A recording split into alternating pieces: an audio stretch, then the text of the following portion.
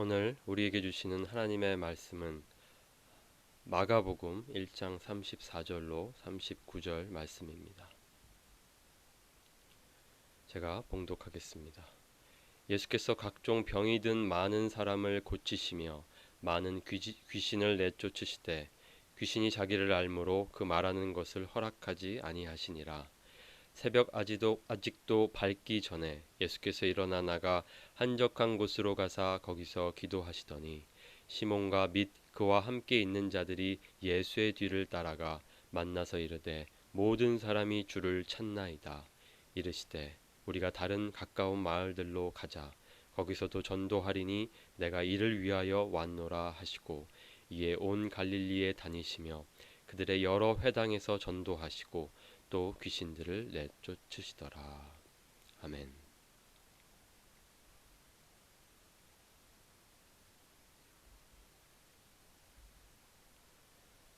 오늘은 주현 후 첫 주 금요일입니다. 예수님께서는 바쁜 사역 중에도 다음날 새벽 아직도 밝기 전에 기도하셨습니다. 예수님의 기도는 예수님의 사역보다 늘 앞서 있었습니다. 새벽 아직도 밝기 전에는 그 당시 새벽 3시, 4시경으로 그렇게 추정할 수 있습니다. 해가 뜨기 전에 하루를 시작하면서 예수님께서는 기도하셨습니다. 한적한 곳으로 가서 기도하셨습니다. 여기 한적한 곳으로는 원어로 보면 에레모스라고 해서 이것은 광야를 뜻하는 단어입니다. 그래서 마가복음 이 앞에서도 세례 요한이 있었던 광야, 그리고 예수님이 시험을 받으셨던 그 광야 모두 다 같은 단어로 에레모스입니다. 그러니까 예수님께서는 지금 광야로 가셔서 기도하셨습니다. 광야는 어떤 곳입니까? 그곳은 오직 하나님만 의지하고 하나님만 바라보는 곳입니다. 예수님께서는 이처럼 하나님과의 내적 교제로부터 외적 사역을 시작하셨습니다. 하나님과의 깊은 교제 속에서 힘을 얻고 유혹을 이겨내며 하나님의 나라를 위하여 나아가셨습니다. 기도가 없다면 잘못된 결과로 이어집니다. 방향을 잘못 잡게 되고요. 유혹을 이기지 못하게 됩니다. 예수님께서 기도하셨다면 우리도 기도해야 합니다. 기도는 반드시 필요합니다.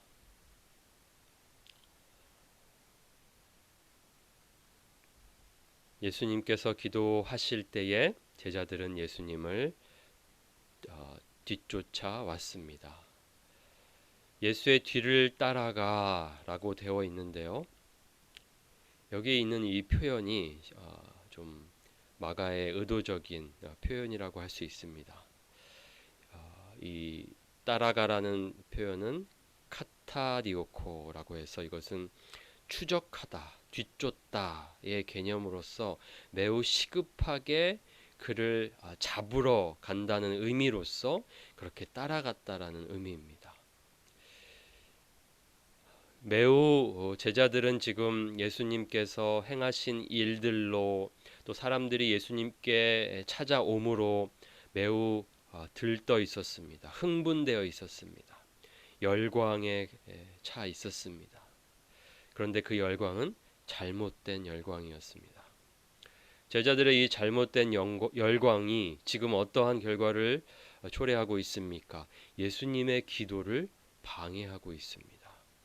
예수님이 기도를 마치실 때까지 기다릴 수 있습니다. 그런데 이들은 기다리지 못했고 그 뒤를 따라가 예수님께 모든 사람이 주를 찾나이다 하며 다급하게 예수님께 말하고 있습니다. 그들은 예수님이 하시고 있었던 그 기도의 의미, 기도의 중요성을 이해하지 못했습니다. 여기 시몬은 베드로입니다. 이 모습은 마치 베드로가 주는 그리스도십니다 라고 하면서 예수님에 대하여 바른 고백을 한 후에 예수님께서 인자의 고난과 그리고 죽음과 부활에 대하여 말씀하셨을 때에 예수님께 꾸짖어 그렇게 말씀하는 것을 그렇게 항변하는 모습을 떠올리게 합니다. 베드로는 나름 매우 열광적으로 예수님을 위하여 그렇게 충성하는 모습을 보인다고 생각했지만 그것은 예수님의 계획과 예수님의 사역과 예수님의 기도를 이해하지 못하고 하는 행동이었습니다. 여기 사람들이 주를 찾는 것이 제자들에게는 흥분을 일으켰습니다. 그런데 예수님께서는 잘 아셨습니다. 사람들이 예수님을 찾는 이유는 하나님의 나라에 대한 관심이 아니라 치유 때문이었습니다. 당장 우리에게 닥친 그 문제가 해결되는 것 때문에 예수님을 찾아왔던 것이죠. 찾나이다라는 이 표현도 요구한다는 표현입니다. 뭔가 예수님의 말씀을 듣고 예수님께 순종하고자 나온 것이 아닙니다. 마치 바리새인들이 예수님께 시험하며 하늘로부터 오는 표적을 구했던 것처럼 여기 사람들도 예수님께 그 치유를, 그 기적을 구하고 있습니다. 그들의 간절한 그 구함은 결국은 자신의 목적을 위한 간구였던 것입니다. 하나님의 말씀에 순종하기 위하여 하나님의 나라의 다스림을 받고자 나온 구함이 아니었다라는 것이죠. 예수님은 그러한 그들의 중심을 너무나도 잘 아셨습니다. 그래서 사람들의 이러한 잘못된 열광, 요청을 거부하셨습니다. 사람들이 이처럼 예수님을 찾으면 거기에 응답하시고 들어주실 법도 한데 예수님께서는 거기에 우리가 다른 가까운 마을들로 가자라고 하십니다. 그 거처를 옮기시는 말씀을 하십니다. 그리고 내가 이를 위하여 왔노라 하셨습니다. 사람들이 지금 잘못된 기도, 잘못된 요청을 하고 있습니다. 그것을 위해서 예수님께 온 것이 아닙니다.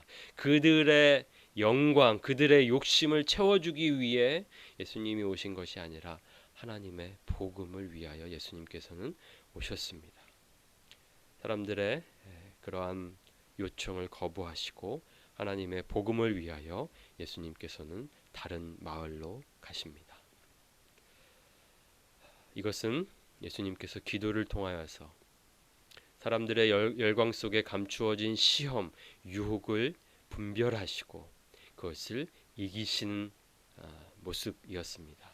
그리고 계속해서 하나님께서 보내신 예수님을 보내신 그 사명을 따라 하나님의 복음을 위하여 힘차게 나아가시는 모습을 보여주고 있습니다.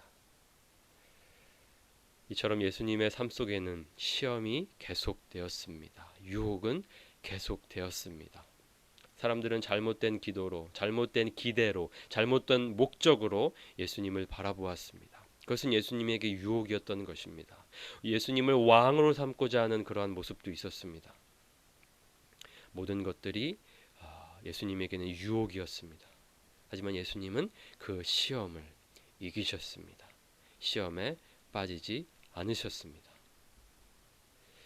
우리의 삶도 마찬가지입니다. 예수님을 따라 사는 우리의 삶도 시험으로 가득 차 있습니다. 유혹으로 가득 차 있습니다. 그래서 우리도 예수님처럼 기도해야 합니다. 우리를 시험에 들게 하지 마시옵고 다만 악에서 구하시옵소서. 늘 우리를 유혹하는 모든 시험으로부터 하나님께 은혜를 구해야 합니다. 그 시험에 빠지지 않도록 하나님 그 악한 자로부터 사단의 꾀임으로부터 우리를 구하여 주시옵소서라고 우리는 구해야 합니다. 그래서 오늘 우리가 이렇게 기도하는 것입니다. 예수님이 하신 것처럼 예수님이 가르쳐 주신 기도로 예수님이 시험을 이기셨던 것처럼 하나님과 깊은 내적 교제 속으로 들어가야 합니다. 하나님의 다스림을 받아야 합니다. 하나님과의 내적 교제 속으로부터 우리는 하나님의 영광을 위한 외적 삶, 사역을 이룰 수 있습니다. 그것이 바로 예수님께서 오늘 우리에게 기도를 가르쳐 주시고 또 예수님께서 스스로를 위하여 기도하신 이유입니다. 저 여러분 모두가 오늘 이 시간 하나님과 깊은 내적 교제 속에서 힘을 얻으시고 또 우리의 삶의 방향을 조정하시고 하나님의 영광을 위하여 힘차게 나아가기를 원합니다.